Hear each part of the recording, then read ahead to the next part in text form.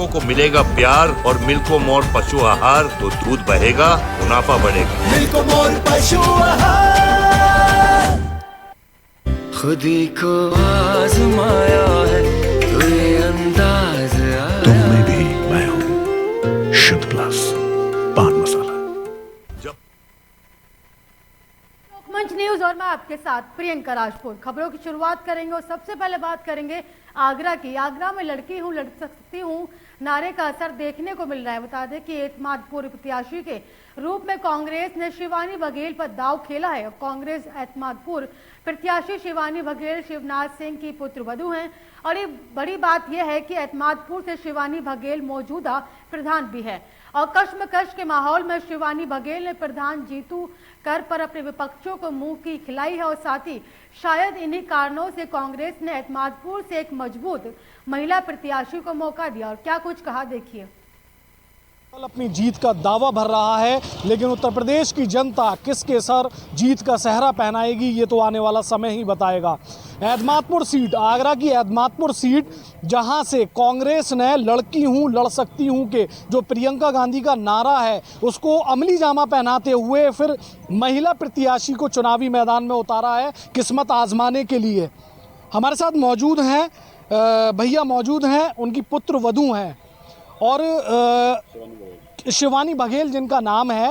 Etmadpur seat से उनको मौका मिला है इस बार विधानसभा चुनाव में बिगुल फूंकने का। इनसे बात करते हैं। सर, सबसे पहले बताएं कैसा महसूस कर रहे हैं, आपकी पुत्र वधू को एक बड़ा मौका दिया गया है, एक बड़ी बहुत अच्छा लग रहा है।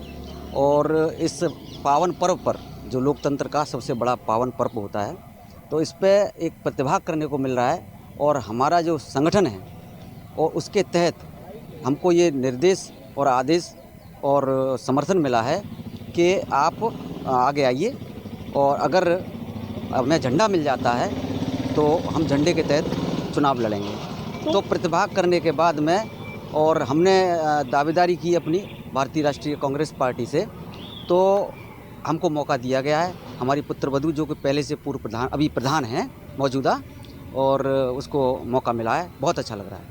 तो कैसे, मतलब अपने आप में एक बड़ी चुनौती है। सारे जो इस वक्त के सिटिंग एमएलए हैं वो भारतीय जनता पार्टी के हैं और भारतीय जनता पार्टी की जो पिछली बार के विधानसभा चुनाव में लहर चली थी उसमें पार पाना बड़ा मुश्किल था। क्या लगता है आपको, पहले से बदलाव हैं, किस तरीके से इस चुनौती को पार कर? देखिए, आप देख ही रहे हो कितना उथल पुथल मचा हुआ है, भगदड़ मची हुई है। तो वोट तो वोटर के पास है, इन लोगों के पास नहीं है। अगर इन लोगों के पास वोट होता तो ये क्यों इधर उधर भागते? तो मैं समझता हूँ कि ये इनमें अब विश्वसनीयता अपनी खो चुके हैं, इसलिए इधर उधर भाग रहे हैं। और वोट वोटर के पास है, हम वोटर से वोट मांगेंगे।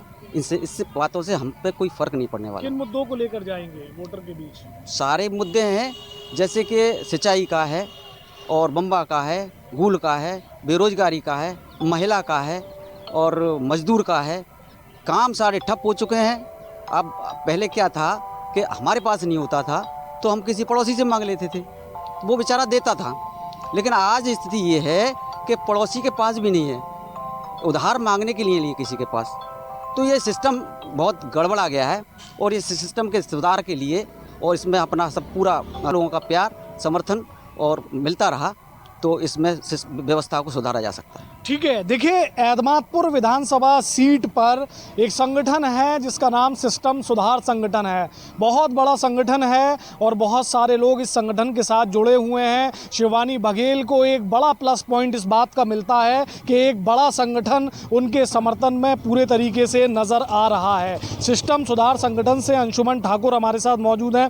ठाकुर साहब, बहुत बहुत स्वागत है। बहुत बहुत धन्यवाद। पहले तो कि आपने गांव गरीब के किसान मजदूरों की आवाज़ को अपने चैनल पर रखने का प्रयास किया, उसके लिए आपका शुक्रिया, बहुत बहुत आभार।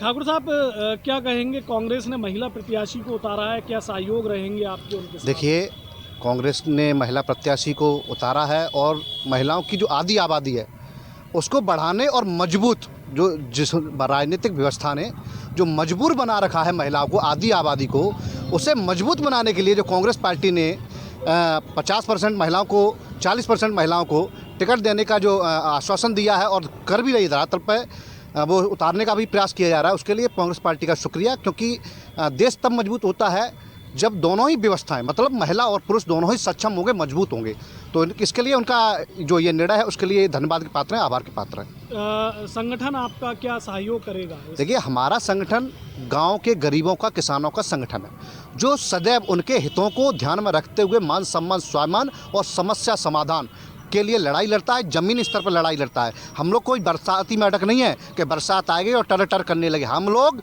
365 दिन 12 महीने काम करने वाले लोग हैं, क्योंकि हमारी जो लड़ाई है अधिकारों की लड़ाई है, और अधिकारों की लड़ाई हम लोग अधिकार तब मिलेंगे जब व्यवस्थाओं में आएंगे, और व्यवस्थाओं के लिए आज हमारे संगठन के जो जिलाध्यक्ष हैं शिवनाथ बघेल जी, उनकी जो पुत्र वधू हैं वो इस समय चुनाव लड़ रही हैं। हम लोग, हमारे जो जिलाध्यक्ष जी हैं, हम उनका सहयोग कर रहे हैं। समस्त पदाधिकारियों ने निर्णय लिया है कि जो जिलाध्यक्ष जी का सहयोग किया जाए, और हमारा संगठन प्रत्येक गांव में संगठन खड़ा हुआ है। किसी भी व्यक्ति को जीतने के लिए उसका संघीय ढांचा होना जरूरी है। हमारा संघीय ढांचा खड़ा है। क्यों खड़ा है? क्योंकि हमने उनके हितों को ध्यान में रखते हुए लड़ाई लड़ी है, और ये नहीं, सड़क से लेकर जेल तक की लड़ाई लड़ी है। तो क्या लगता है इस बार विधानसभा जिता पाएंगे कांग्रेस प्रत्याशी? प्रयास पूरा है, क्योंकि जनता देख रही है, जनता समझदार है, जागरूक है। हम जैसे पगला भी हैं जो गांव से जुड़े हुए हैं, गरीबों के बच्चे, किसानों के बच्चे, मजदूरों के बच्चे हैं, जो समझ रहे हैं, मजबूर हैं। हम लोग पढ़ने के बाद भी और टैक्स देने के बाद भी बेरोजगार हैं।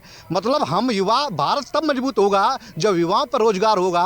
लेकिन मजबूत भारत की बात की जाती है, लेकिन युवाओं को मजबूर कर दिया जाता है। हम तो ये कहना चाहते हैं, मौजूदा सरकार अपने जो कार्य किए उन पर वोट क्यों नहीं मांगती है? शिक्षा पे वोट क्यों नहीं मांगती है? जवाबदेही पे क्यों नहीं वोट मांगती है? कार्रवाई पे क्यों नहीं वोट मांगती है? तमाम समस्या है, उन पर वोट क्यों नहीं मांगती? हिंदू मुसलमान करोगे, देश को बांटोगे, जनता को बांटोगे, किसी को जाति के नाम पर, किसी को मजहब के नाम पर, किसी को तिलक के नाम पर, किसी को टोपी के नाम पर, किसी को भाषा के आधार पर, किसी को गोले कारे के आधार पर। देश का विभाजन नहीं होने देंगे, क्योंकि हम गांव से जुड़े हुए हैं। गांव का मतलब जान भारत, भारत का मतलब जान मिट्टी, और जो मिट्टी का रखवाले हों, जो मिट्टी से जुड़े हों, वो देश को बांटने नहीं देंगे। क्योंकि इस भारत की निर्माण और भारत का जो खड़ा हुआ है वो हमारी गर्दनों पर खड़ा हुआ है। अगर कान लगा के सुनोगे इस मिट्टी में, तो इस भारत के तमाम वीर सपूतों की कुर्बानी और शहादत आपको सुनाई देगी। ठीक, तो ये क्या माना जाए सीधे तौर पर एतमादपुर विधानसभा सीट पर